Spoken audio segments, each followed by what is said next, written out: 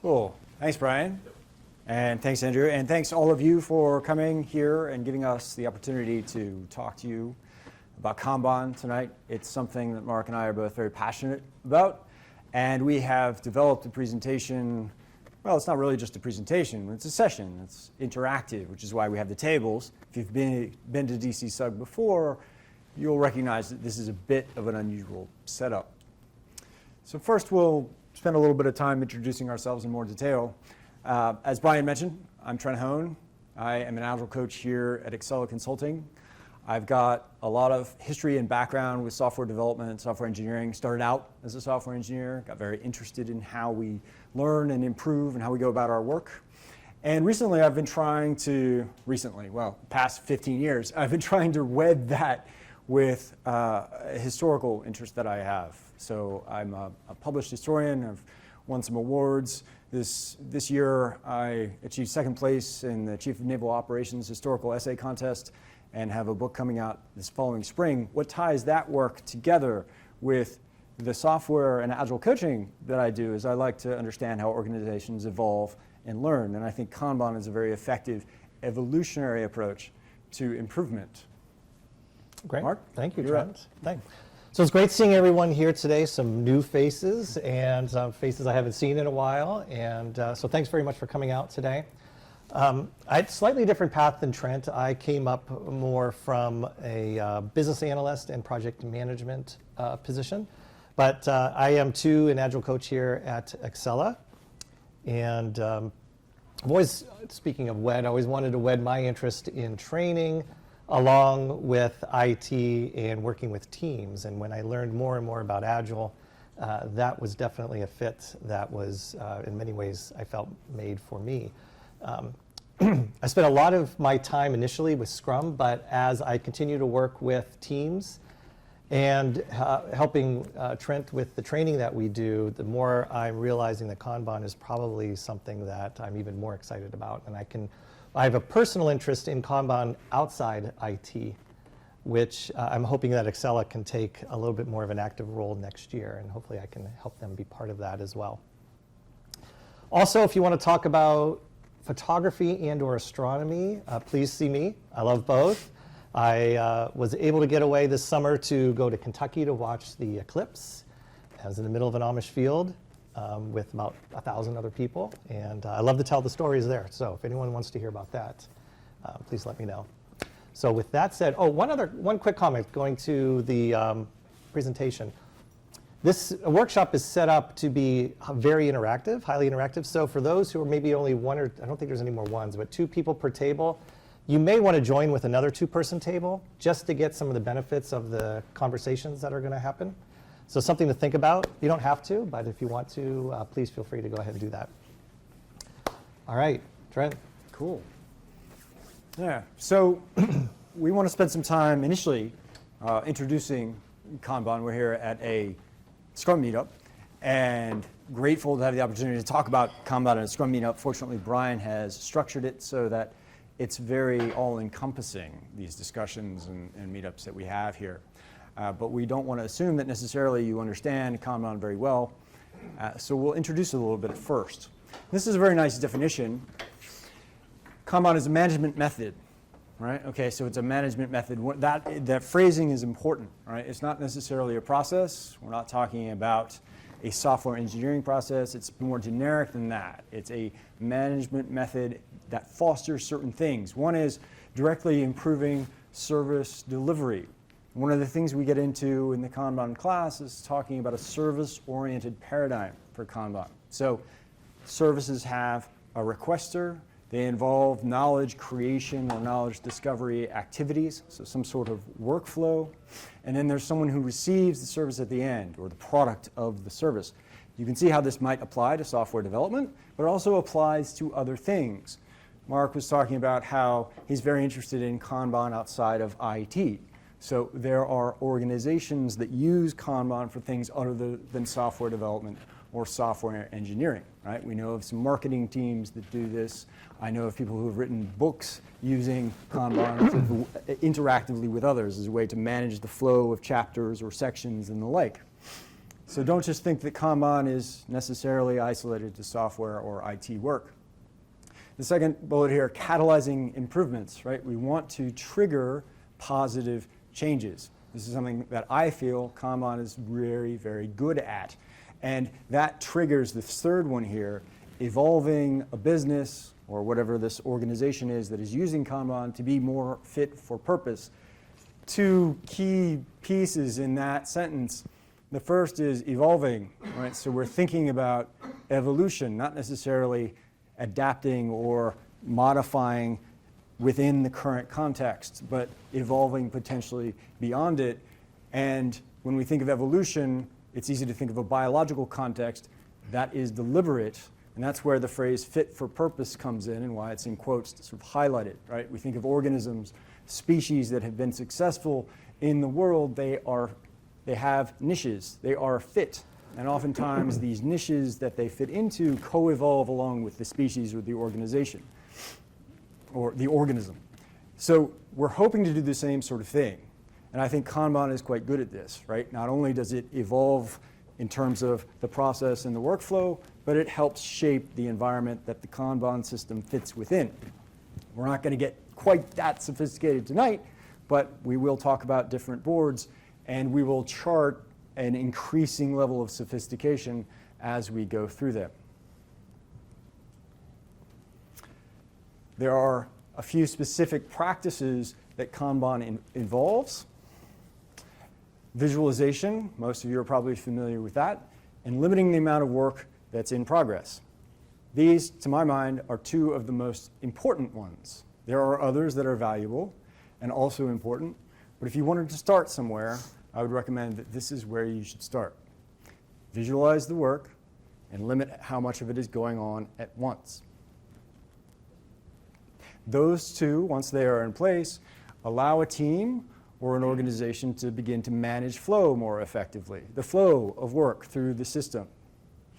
The WIP limiting is the lever that allows that, and the visualization creates a shared sense among the team. Explicit policies are also very useful.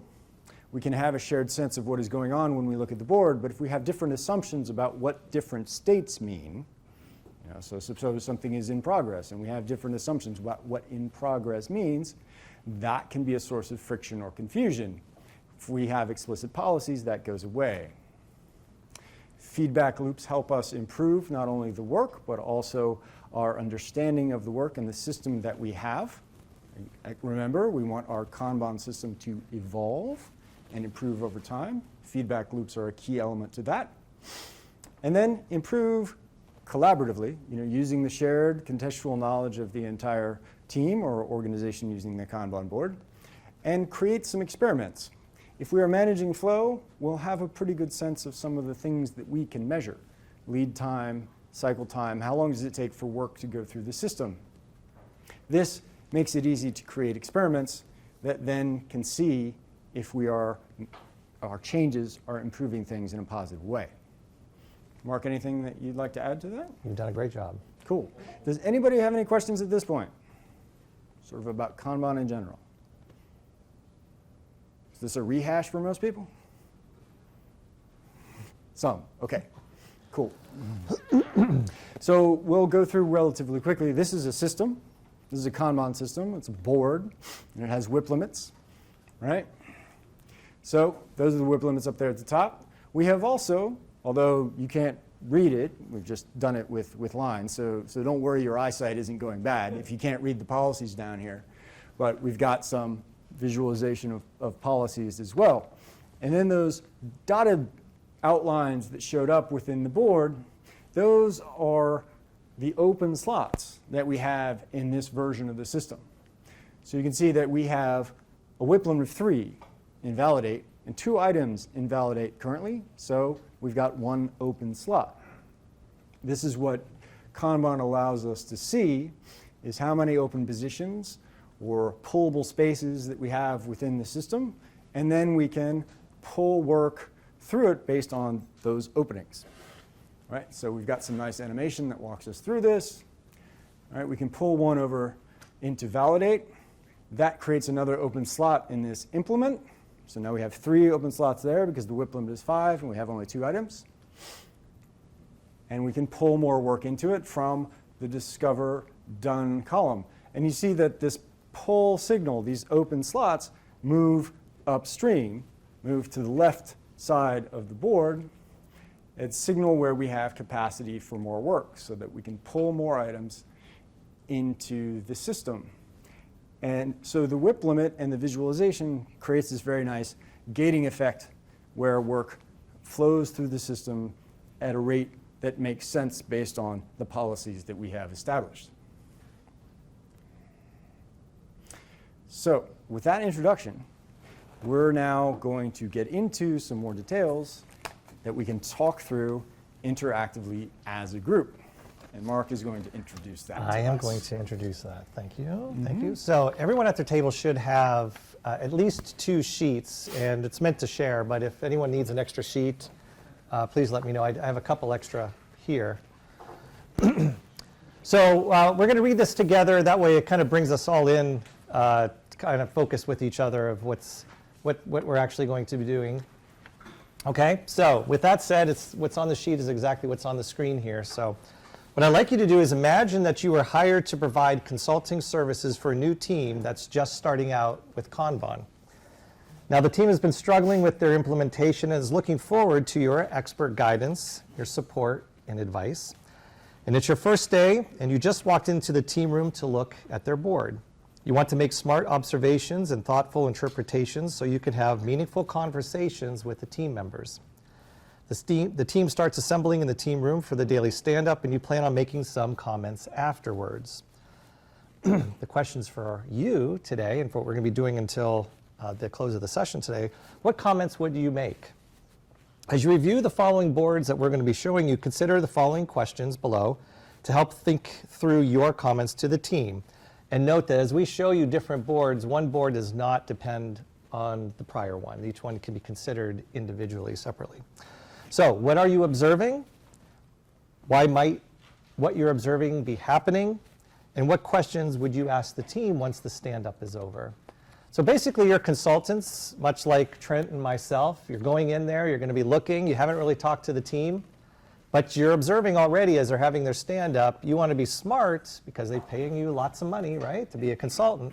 You want to be smart and ask some thoughtful questions. That's why they hired you. So with that said, we're going to do the first board. Trent and I are going to do the first board together with you. And then after that, we'll actually break off a little bit and have each table do the boards that we show, and then we'll kind of regroup afterwards. Any questions? Okay. All right. So this is your first board. And we'll turn the tables to all of you. What is it that you see? No whip limits. Okay. So no whip limits. It's just a task board, no whip limits. Okay. So no, just a task board, no whip. Tester's board. The tester is bored. Why do you say that? Yeah, he only has one thing. No work got completed yet. Yeah, There's a lot in development. a lot in development. Nothing has been completed. Anything back? More like a push versus pull. Yeah, it's a good point. Yeah, it looks like they're pushing versus pulling, and yeah, Over here, the statement was that there's no policies, no policies. which is a good observation. Yes, you're absolutely correct. Is there, does the placement that they're not aligned on the left-hand side depict any kind of hierarchy to those things? That's an interesting. We're actually going to talk a little bit about that later on. Did you want to say anything about it now? Because you. I just want to make sure I understood the question. So the placement on the left-hand side? Not aligned on This? the left-hand side. Here? Yeah, okay. So does that mean that it depicts some kind of hierarchy? Oh, so you're curious to know if sort of their horizontal relationship means anything. That's a useful question? Sure. I don't know. That I don't know. But that's certainly something you can ask. Yeah. Definitely so. Yeah, so those are useful observations. What sorts of questions, now that we've sort of aligned around that, what kinds of questions might you ask this team if you were a consultant and came in to see this board? Yes?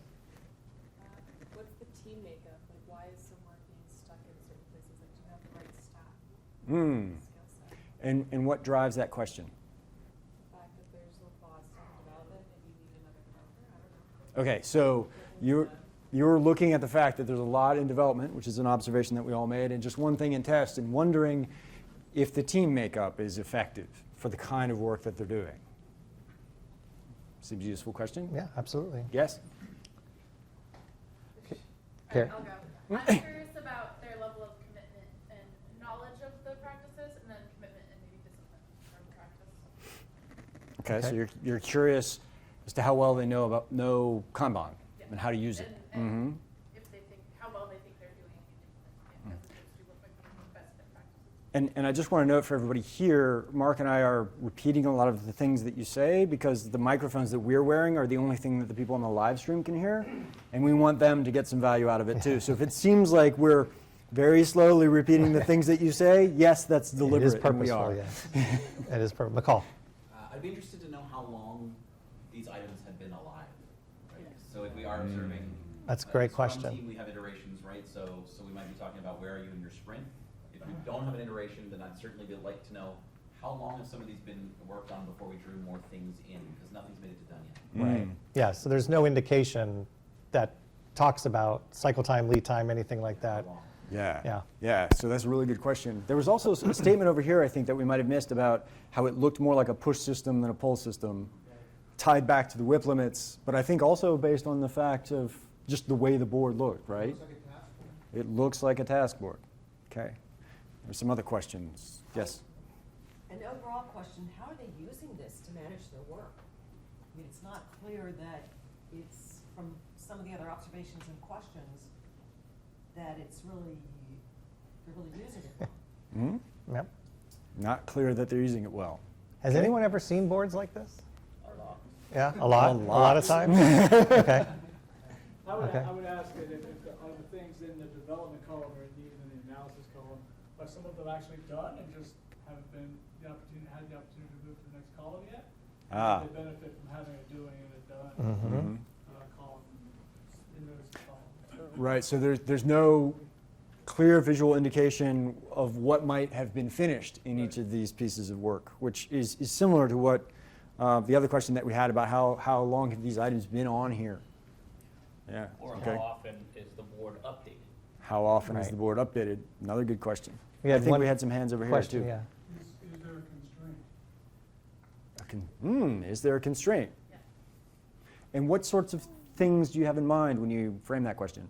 Well, I mean, we're assuming because it's just pieces of paper on the board right now, but for example, is there a constraint in the test Ah, okay. environment? Is the person sitting there waiting for someone to hand them something? Mhm. Do they need a tool that they don't have? Right. Is the system down? I mean, we don't know any of that. So a whole line of questioning about why is there only one item in test relative to all the other work that we see visualized? Is the tester actually bored, or is there something that prevents work from moving into that state? Okay, one more, yeah. people are working on more than one item? Yep. That's Yep, good. so how many people are working on more than one item? Not that there's right or wrong, but. Right, just out of curiosity. Mhm. Okay. And we had one more hand up Yeah. over there, I think. I'm curious what level of collaboration is going on? Why these phases? Are they working in silos? Okay. So the Yeah. comment was, why are they working in if they're working in silos, and what collaboration is actually occurring, if any at all? Okay. Should we move on to the next slide? Yeah, that's a nice lead into the next That is slide, the next actually. slide. So, all right, so we are still working as a whole group. There's a slight difference. This is the prior one. Here's the new one. There's a slight difference, very slight, going on here. What do you notice now? The team has taken some of your advice. Now, no one really has mentioned it yet, but they've taken some of your advice. They come in the next day, you walk in, you see this as a slight difference. You're mapping the different states through which work goes through, right? Okay, Yeah. So you noticed that the column names, the headers, they have changed. Yes, right. Okay. Somebody had something over here. Was it you, Carrie? No? Yeah, I was just gonna say that. You're going to say that too? Okay. Same thing. Okay. Why might this be more helpful? Might be doing more IT-related work as opposed to software development work. Okay, so maybe it's not a software development team that's you're actually helping Okay, that could very well, that could be the case, yeah. I guess if I was a coach, because it wasn't a new scenario, what's the service that you're trying to improve here? Right, An excellent question. What Right. service are we trying to improve? Kari had her hand up a while ago. By changing the names of the states, the people who tend to perform the role of tester is no longer feels confined to doing things in test. So you're increasing the potential for collaboration within a team. yes. Yeah. So her point was by shifting the names of the columns so that they don't align to job Roles. descriptions Yeah. or roles, we can create an opportunity for greater levels of collaboration. And I think I speak for Trent too when I say this, that this small change could be something that is so crucial to teams, whether it's a software team or not. When you talk about the work that's actually being performed in that column versus as Trent said, the role that's being done, you begin, at least it opens up that conversation about, hey, can you help over here? What is it that we can do to actually move this thing along? And you don't necessarily feel confined. And to me, this is one of the initial places when working with teams, I like to kind of tease out a little bit with the team. Like, can we find other ways to talk about this versus testing, development, analyzing or whatever. Anything else? Yes, McCall. Just one observation, and maybe I'm cheating a little bit because I follow Trent on Twitter, and it was a fascinating tweet recently. This first column named options. Oh, yeah. It brings into sort of light a really cool element of the nature of a backlog, where the highlight here is, we are doing this thing right. Are we doing this thing? Is this a thing we're going to do? Should we be analyzing the things that we could be doing instead of, for example, to do, which is just, this is it, do it. Yeah, that's what we had before was to Yeah. do. So Yeah. That's a cool change. Right. So thanks for that. Just to make sure that the live stream understands, not only did we change the names of the column where the knowledge increases throughout the workflow, but we also changed the leftmost name, from a to-do to options, to shift the mindset so it's not just, well, this is a list of tasks. Instead, these are things that we might choose to do. And then we can be more, for me anyway, and for teams that I've worked with, I've seen that shift some of the conversation around. Helps get it away from that sort of a push idea where, okay, work's just coming at us, we have a to-do list, and now instead, oh, we've got some options. Which of these do we want to exploit? All right? It's a little bit different, slightly more empowering, maybe more than slightly with some organizations. The previous one, you could interpret as one project. Hmm. And so it's multiple tasks. This you could look at as multiple projects, or many projects, and not just one thing you're trying to accomplish, but lots with the team. Yeah, it frames it a bit differently, right? So you're saying that the prior one looked like a single project, and this one looks like it might be something else. Maybe several small projects, maybe lots of small projects. That just triggered something in my mind, like thinking like the previous one was more down to team level. This might be about scaling something. This might be something at a much higher level where I'm actually looking at things in discovery before reaction. Because of the options aspect of it? Options and discovery, yeah. Because it provides more of a scaling opportunity Yeah. to look at I things. was looking at maybe at the program level or something like that. Or Okay. level. Yeah, I like that. That sense that this board might be applicable at an organizational level or somewhere much higher up than a team. Cool. Okay. You ready to do this at your tables? Yeah. We have lots of examples and scenarios. All right. All right. So, are we going to time them? 3 minutes? 3 minutes. So for each new slide, we'll give you about 3 minutes. Talk amongst yourselves, same questions that you're answering before, and then we'll do a debrief, and then we'll move on to the next one. All right, here's your next board.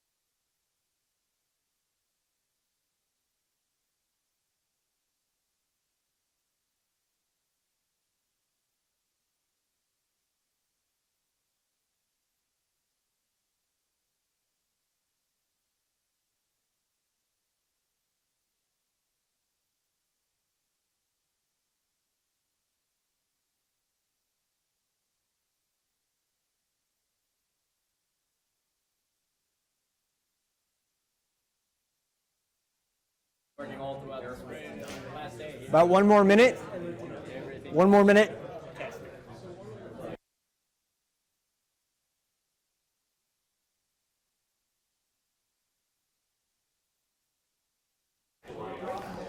My pleasure.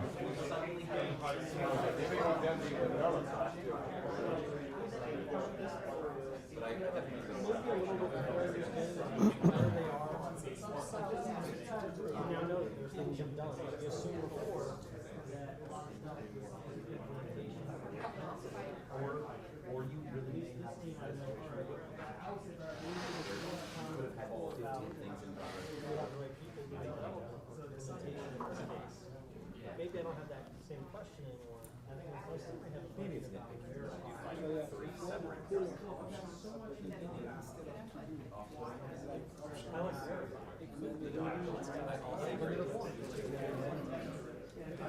Yeah, originally from second board over this. Good. All right. All right, let's bring it back. Let me say, for those who happen to have seen us do this at Agile DC, the good news is we actually have more boards tonight. So this is not a complete, yes, Carrie's excited. This is not a complete duplicate of what you may have seen before. So we're excited to do the other ones with you too. All right, that being said, who has some observations and then just as important questions that they would ask? Not all at once. Yes. Yes. Oh, yes. I noticed, or we noticed that there's something happening at Verify that's holding everything else up.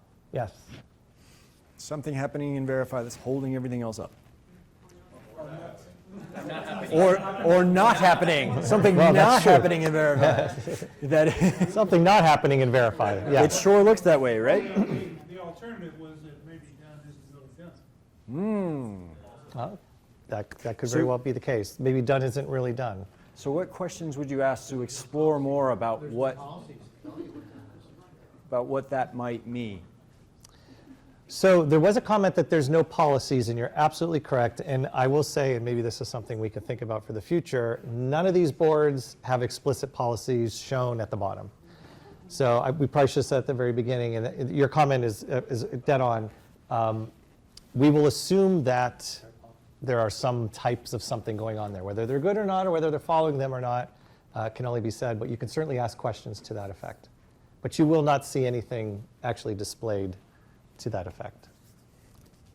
What else? They have no whip limits, and perhaps if they do have them, the whip limit is too large in implementation to keep things moving. So you just end up with this big pile of stuff that can't move forward because of whatever is not happening in Verify. Right. No whip limits and a large queue that has built up in implementation done. Mark. So it looks like in discovery and implementation, they both have a lot of things in done, more so than what's in doing. And so one of the questions we had was how much collaboration is going on? It looks as if people are staying in their column, picking up something, moving it to done, and probably picking up the next thing. And so is there collaboration? What are people doing to get things moved across the board? Okay, so the question you would ask, given that there seems to be a lot of work queuing up in the done columns, how much collaboration is taking place? Because you suspect that there's a lot of siloed work across this value stream. Seems like a good line of questioning. Yeah, excellent. There's a potential bottleneck, right? And I think we already highlighted that with the Verify. Right? Yeah. Because there's a lot of the dones, and once those shift, Verify becomes the bottleneck. Regardless of whether it's working or not, that's going to be a bottleneck. Right. So there's one thing in Verify, there's a lot of things in implementation done. What is it that is keeping work from flowing to that, across that boundary? Yeah.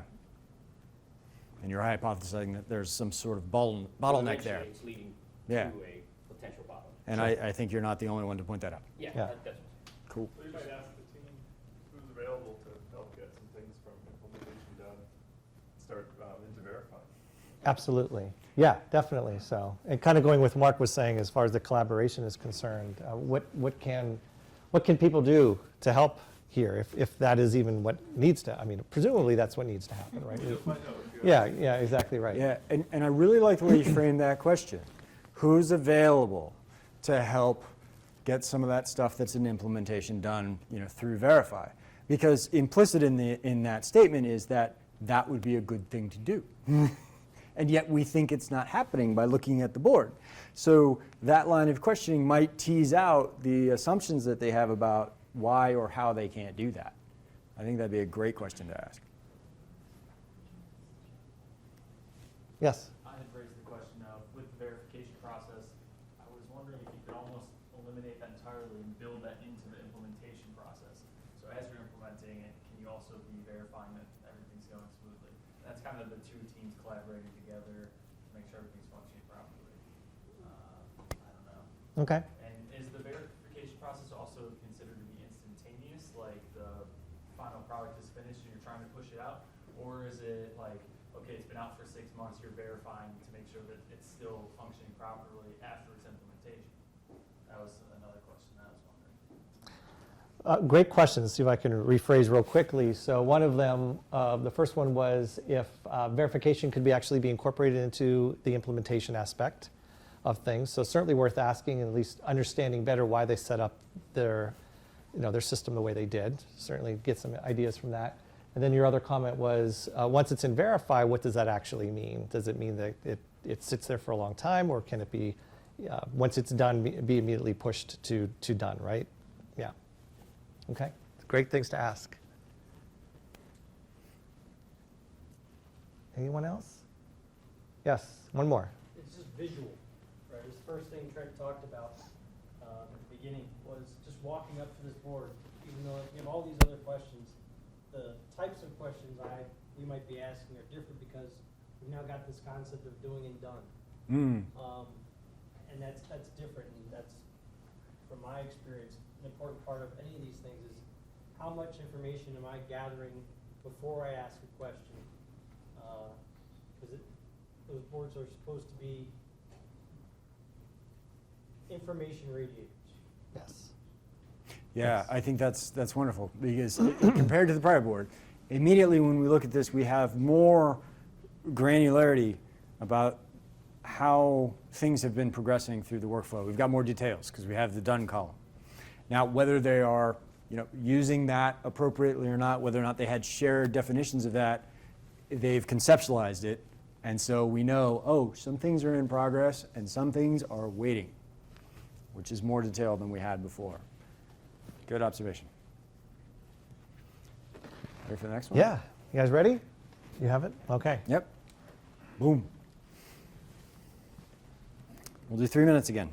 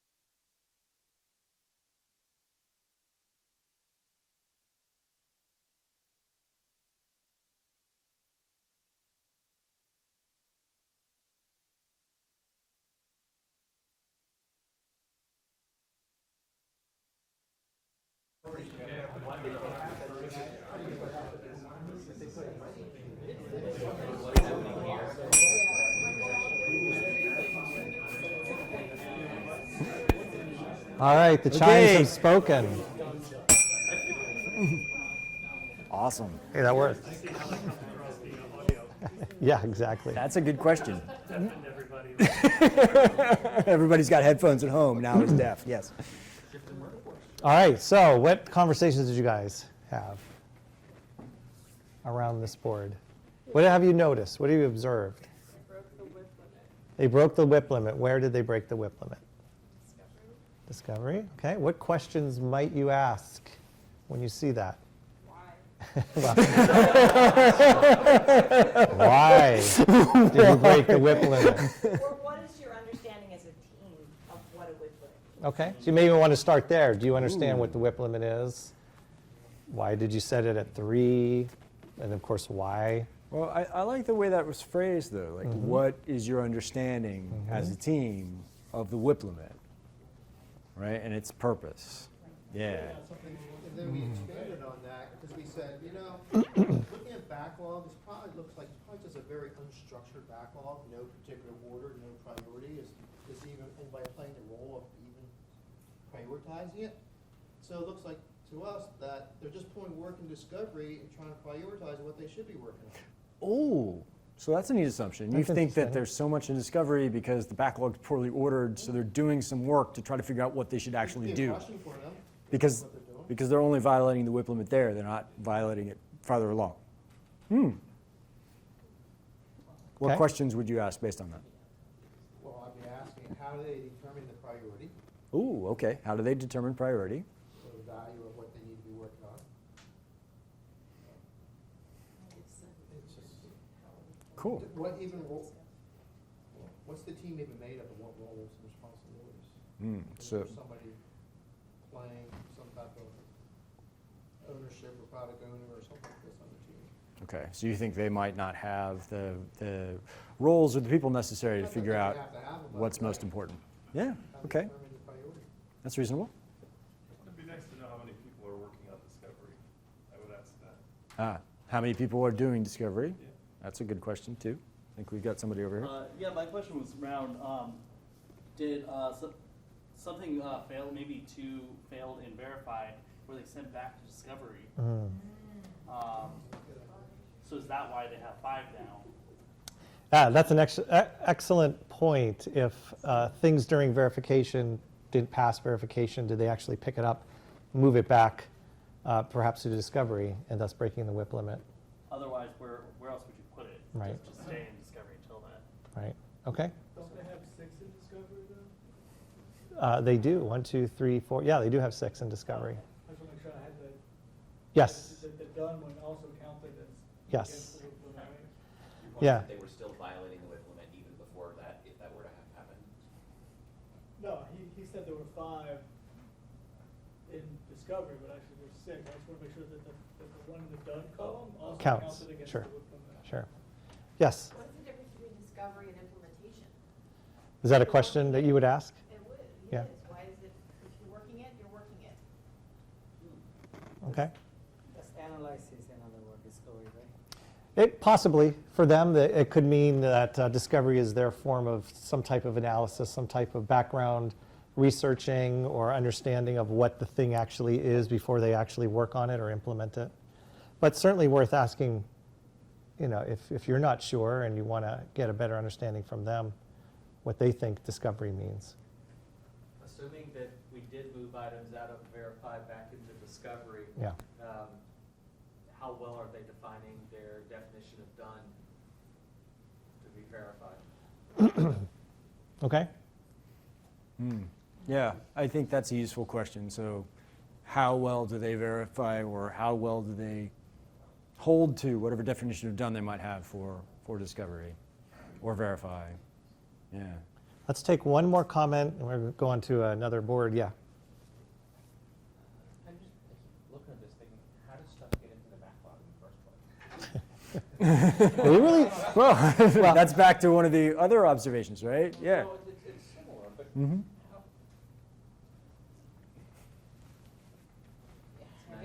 I just keep looking at this and saying, you guys had no clue what you were getting into when you started doing this, and the analysis you did prior to backlog creation was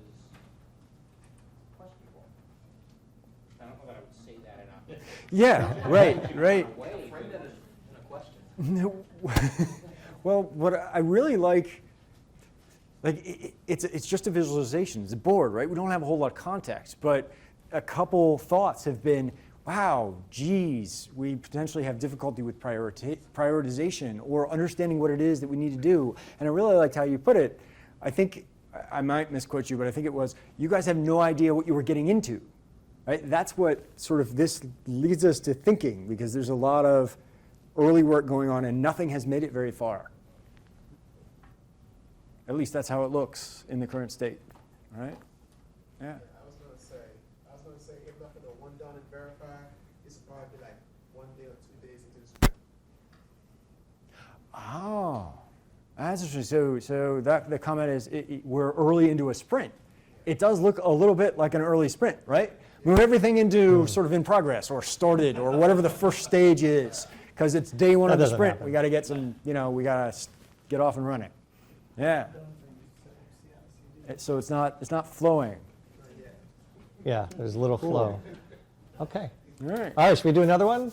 Yes. Having fun? Yes. Yes. Yes, Let's keep yes? going. Okay. Here is your next board.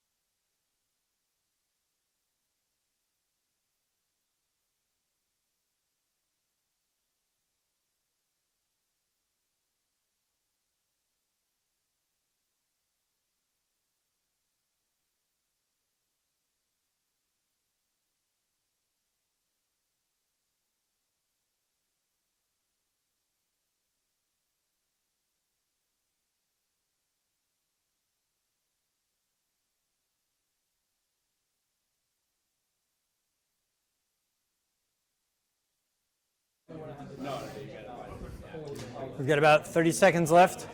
About 30 seconds.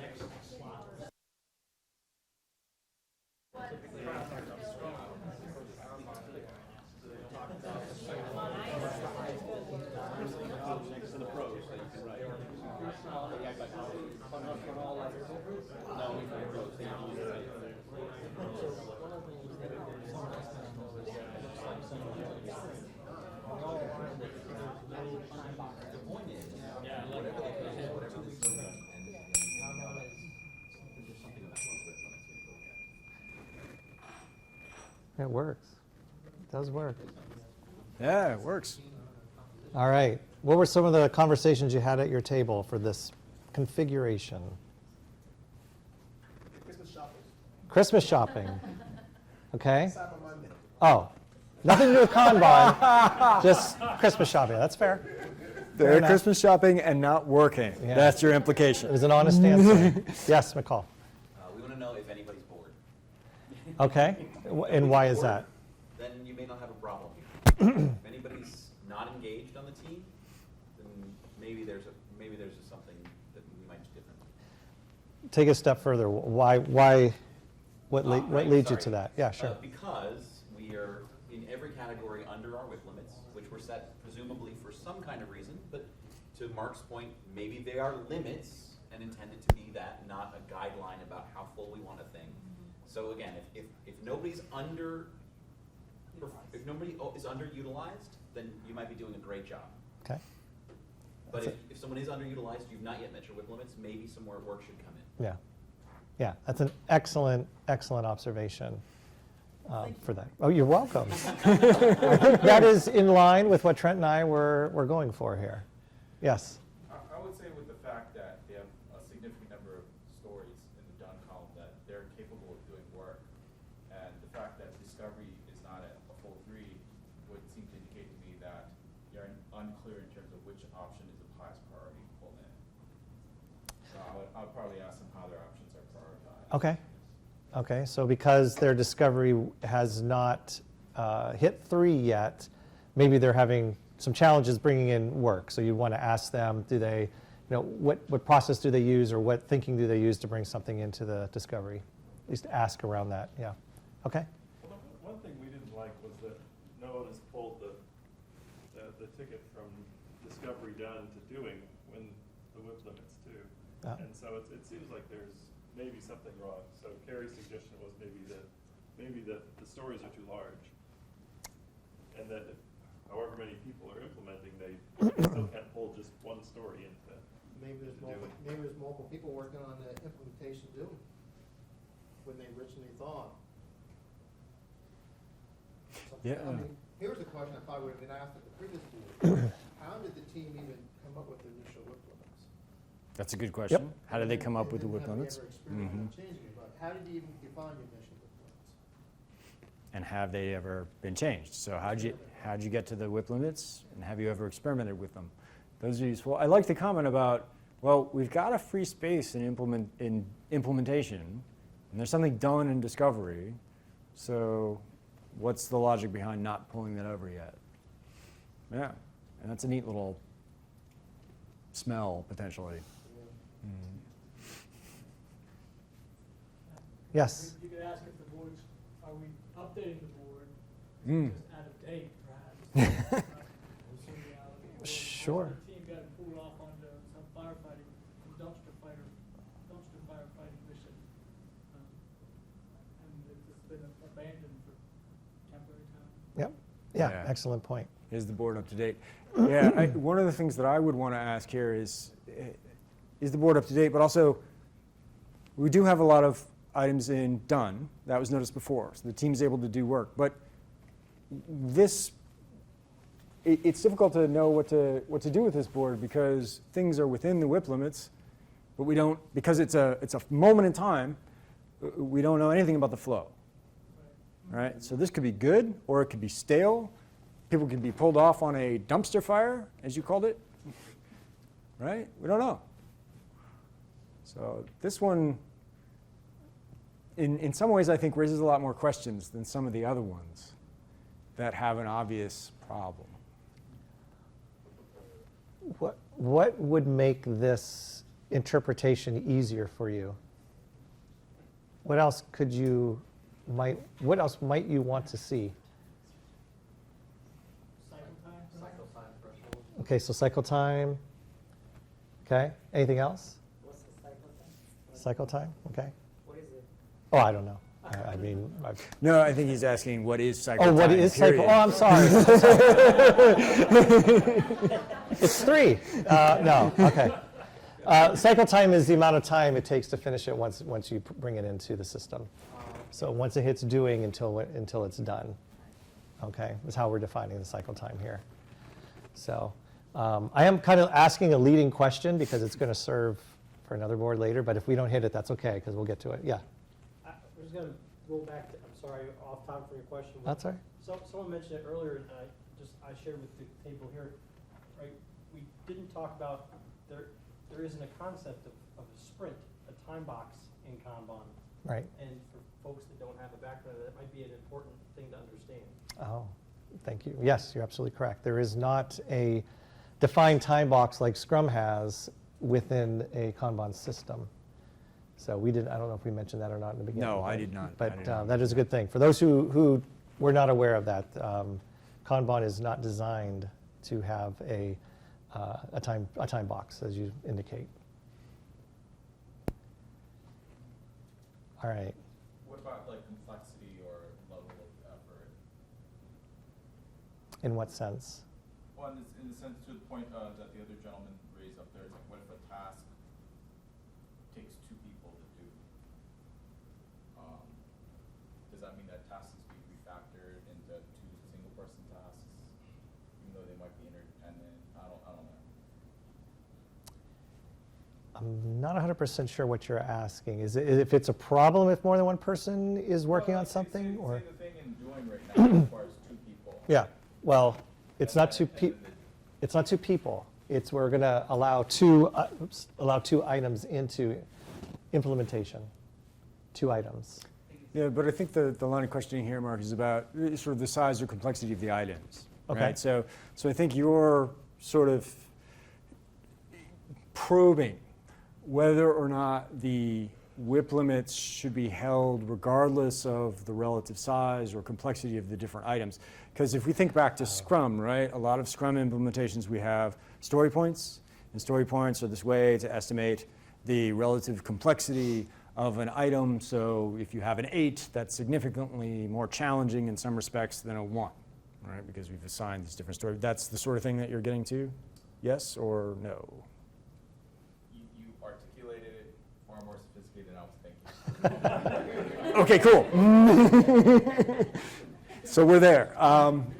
Yeah, generally speaking, I have seen some teams that will use story points or some equivalent in Kanban, but in my experience, they are rare. So what is much more common is to instead have something either before it gets into this list of options or when it crosses from options into the first item, the first column, the first state, make it go through some sort of pass where the team checks and sees, okay, do we have a pretty good sense of what this is? Is it of a reasonable size for us? And if so, all right, we pull it in and we work on it. But even if it's bigger than a bunch of other stuff, that's okay, so that the relative sizing isn't all that important. And instead, just allow it to come out in the wash is probably a sort of gross way to say it, but what happens is you get enough items flowing through the system and you begin to build up a data set that allows you to see what the cycle time maps out to. You can put together a nice histogram, some charts around that. And then you can use that for some predictability. Some will take longer than others, but it should approach a mean over time if you have enough pieces of work. And so that allows you to be predictable without a detailed level of estimation other than, does this seem reasonable for us to complete? And then team norms around that rather than trying to norm around a series of story points. But as I said, you could use those measures if it's something that works in the context, if the team is familiar with it, and then use that as another layering over the cycle time to see, does these things that we call 8s consistently take more time than these things we estimate to be 1? A lot of data has suggested that doesn't add you much in terms of predictability, but different contexts are different. Does that help? Sure. Yeah. Okay. Hey, one more comment. Yeah. Okay, me and him talked about this, and he said that maybe it was late in the sprint, and the team is not pulling in one at a time because they want to get it complete when they pull in instead of pulling in many to match the WIP. So they're pulling in one each so that they can complete that one or complete whatever they pull in before the end of the sprint. Okay. So we know that we don't have sprints within Kanban. Okay, just so you know. So the idea more is what flow do we have through the system, through the actual boards themselves. So with that said, does that change at all your thoughts? I want to make sure I understand. Well, to be It doesn't change it, it just means, I'm trying to, well, this is what we discussed. Okay. But Yeah. what happens is, the way the options are all lined up. Yep. And then they're towards the end. Towards the end of, Okay, well, you don't have a sprint, but Right. you have to have some kind of, limitation. Do you? When you're ending. Towards the end of a like project completion. rate. Exactly. Or a release. towards the end of a release, Rushing towards to a something like an end date. Pull in just what you can Okay. finish. Okay, so you're bringing in just what you can because you're facing up maybe a deadline or something like that. Okay, and go ahead. So because of that, you're bringing in just one at a time. Exactly. Okay, okay, thank you. Okay, so that'd be something to ask about is like, are you guys up against a deadline? Do you have something that you're racing towards? Is there a fixed date? There's just a lot of whys to ask. Why are they not dragging work? Yeah. Now that we've sort of touched on the sprint and Kanban stuff, again, I do want to say something. I mean, Mark, you've done a good job of saying, there is no set iteration in Kanban, but that doesn't mean we can't introduce cadences, right? We could do planning on a repeated cycle. We could do delivery on a repeated cycle. They could be on the same cadence. They could be on different cadences, right? We can do those things. Also, we can marry this, as I think you have suggested, this sort of WIP-limited knowledge discovery workflow with a sprint. So you can tie Scrum and Kanban together if you want to. You don't have to, but yes, you could use a board like this for your sprint, and you could establish WIP limits on the stories or whatever the items are that you progress through the sprint. You don't have to choose one or the other. I've known teams that have done Scrum. They like Scrum, they like the time boxes, they like the fixed iterations, but rather than pulling everything in, as you suggested, the prior board might look like day one of the sprint, they established WIP limits so that they had a smooth flow throughout the sprint. And there's nothing that says you can't do that. You can't couple the two together. So, I'm listening to you speak, and what I start to see is, if I have a continuum of somebody's bright idea to we're absolutely done and everyone goes home to parties at the total end of the day, Kanban, and to an extent Scrum, are really not that entire continuum. Kanban and Scrum are really in a very specific place during what the overall project management or 5 levels above reality would call implementation. And there are ways of managing that implementation. And so when you start talking about, there's no time limit, some of us, maybe me, get a little antsy and worry about how do I plan this. But I think that the realization, I'm kind of like a re-realization, I guess, maybe, is you have to realize what is this tool for and where is this tool properly applied. It's not the entire continuum, because no one tool is the entire continuum. It is a piece of the continuum that needs to be managed effectively, or could be arguably the central piece of the entire continuum, the execution and implementation phase.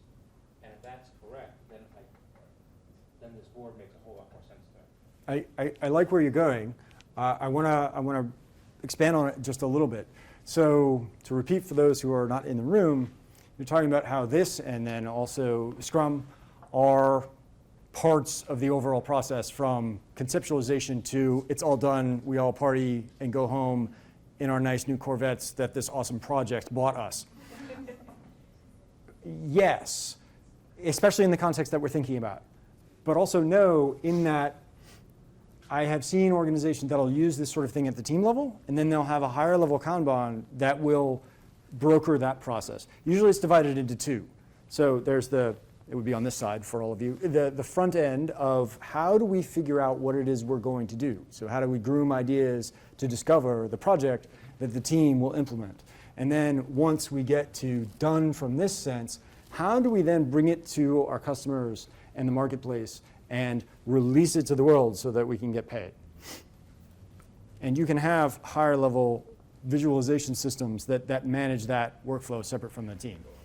But you're right, in this context, we're thinking about a team, a relatively small, focused group. But again, if this is just simple IT type work, Mm-hmm. done might be done, right? It might be. Task is done. Right. It's completed. Yeah. If this is, upgrade that server to the latest version of Linux, that may actually be done. Yes. All right, let's move along. Here's your next one. Give you about 2.5 minutes.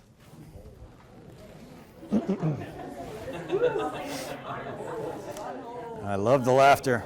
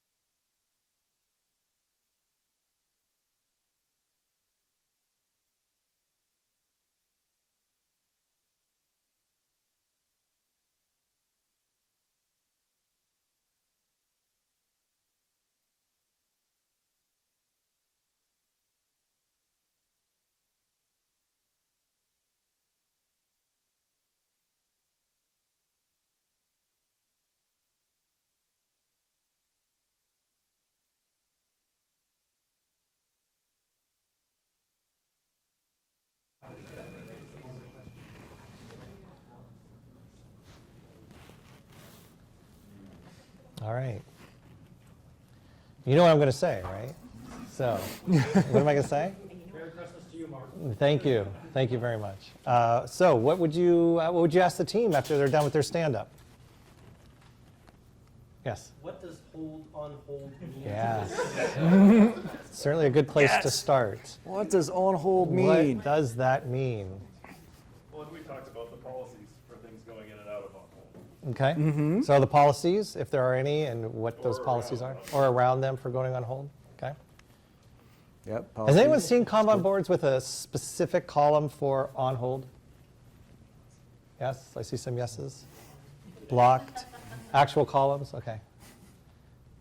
We'll give our thoughts on that in a minute. But yeah. I have a question. Yeah.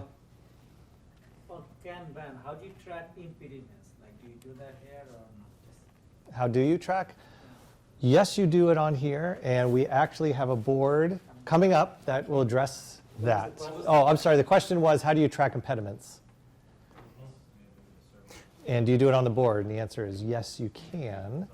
And in many ways, that might be how they're addressing that question or that issue here. So one of the questions could be, if they're on hold, is this an impediment? Or what, I think maybe to your point, what are the on hold items made up of? I mean, what causes them to be there?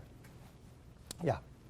So to that very point, while we're asking about what on hold means, and we're talking about whether or not there are impediments, if there are no width limits on a particular column, can we really trust the cycle time that we're coming up with? Or are these two distinct boards? They have an infinite column between them, so there's not a lot of relationship between what happens in discovery at what pace and what happens in the implementation and verify cycle. What if I told you that it was not two separate boards? What would you say? Does cycle time matter? Say yes. Then you may want to consider. Yeah, exactly. Yeah, yeah, yeah. Those are excellent points, though. I want to just Yeah. emphasize that. So the point that's being made, just to make sure that we all follow with this, one of the reasons that one of the principles of Kanban is to limit WIP, work in progress, is so that you can begin to manage flow. And what we have here is an unconstrained system. Because there is no WIP limit on the on-hold column, the point that McCall was making was, well, you probably don't care about lead time, right? Because we can't predictably measure it because we have a column that has no WIP limit. So what can happen with an on-hold column like this is it just becomes a WIP hole, a black hole of WIP. And it can grow, never ending. And that means we cannot control, we have no effective lever to reliably manage and predict the cycle time. So that's a really key point. Yeah. I suppose with that in mind, I was under the impression the only way an on-hold column could be acceptable is if it's customer focused. So like we're waiting on a decision to be made by the customer or the next person in line for that product. And that to avoid having with, if the customer has to say yay or nay, say for instance, they discovered and researched everything that needed to be done, and they said, okay, this is what we can do to help you, and then the customer decides, okay, go ahead and do it, and then it moves on to the implementation process. But if it's internal, that something's on hold, then that's just completely unacceptable. That's what I was thinking. I think that's an interesting line of reasoning because that harkens back to the idea that I think Mark was, or that was being suggested, that maybe these are two separate workflows, right? So you could see that on hold as something where we're handing off from one to the other. Maybe we sort of learn and conceptualize what the customer wants. It goes on hold. They get back to us. We decide to proceed, and so on. And then that waiting is acceptable. Maybe. Still worth asking. I think that on-hold column, particularly with the WIP limit, could be very helpful if your on-hold policy is that this is something that some work has to sit because there's an external group in the company or infrastructure or something that needs to deal with it. And what it does is it allows you, with a WIP limit, so that nothing can then move beyond it, to go to management or whomever to say, this is causing a block in the flow of our work. And so that's the power of having that column, is it allows you to have conversations within the team and external to the team about what's blocking this flow. I like that. So essentially you're suggesting if that were WIP limited, then it becomes useful because it could block the flow of work, right? Our system could fill up and we have no way to get around it. Maybe that WIP limit is full, and then it becomes a signal to other arms of the organization to remove whatever blockages have been introduced by that. Because if you set that, it will provoke conversation. Sure. Mm-hmm. Right. Especially if the board's up on the wall where everyone can see as they're walking by. Right. It'll provoke conversation if there's a WIP limit. If there's no WIP limit like we have now, work just goes into there and it sits. No big deal. Rest of the work flows around. Maybe, maybe not. Maybe on hold, badly worded. Well, and so my philosophy on this is that I would really question the team whether on hold makes a lot of sense. And what I mean by that is I like to think of these columns as the flow of work. And if on hold is something that sometimes it is, sometimes it isn't, that actually may not be the flow of work. That could be an exception that occurs. And are there better mechanisms to actually signal that something is on hold, which we'll talk about in a second. However, what you brought up certainly does have its advantages because you are producing the WIP, you are producing, you're limiting how much can actually go in there. And so as the people walk by in your example, it's showing that we have an issue here, we have something that's going on. But for me, I would actually question the team is this really part of your flow and on hold or not? I think So. here and then here. One question around that might be, is implementation pulling from on hold? Right. Or are they pulling from discovery done? Right. Or are they pulling from either? To me, that's what's somewhat confusing is what's implementation pulling from? Is on hold or is it, you know, it's, yeah. Yeah. Okay, so my brother's watching this on live stream, and he sent me some text to ask you a question. Me personally, or? Yes. Awesome. I think when you talk about cycle time, he says, what's the difference between lead time and cycle time? Yes, I knew someone was going to catch me on that. Yeah. You know, and then he also says, ask them, how do you calculate width, and what is a throughput? What's the what? The throughput. Oh, it's the throughput. amount of Wow, work. that's a lot of good stuff. I'll give my version. You want to give your version? So, His name is Bob. Ba? Bob Valentine. Hey, Valentine. Hello. Was he born in February? Huh? Was he born in February? Yes, he was. Yeah. On Valentine's Day. Yeah. Oh, really? Oh, that's perfect. So the difference between cycle time and lead time, the way I think of it, A, is if you Google it, you're going to find every different answer you could possibly find. So I don't know how helpful that is. Lead time for me, the way I think of it, is when something first gets introduced here to when it actually gets done, can be considered lead time. When you first pull something into implementation and it gets done, is cycle time. That's my definition. Is that the one that you typically go with, Trent? No. No. But I think that's useful. You just Googled us. You know, I think it's okay because this illustrates why it's so important to have these definitions explicit and agreed upon. So your lead time is what I would call sort of customer lead time. Right. Like as soon as something came into the queue, but we haven't committed to doing it yet, you know, and then once we decide to do it, that's lead time through the system. Right. And then cycle time generally just gets confusing. So I think it's better to call out like time in process. So how long does something spend in discovery, and how long does it spend in implementation, and how long does it spend in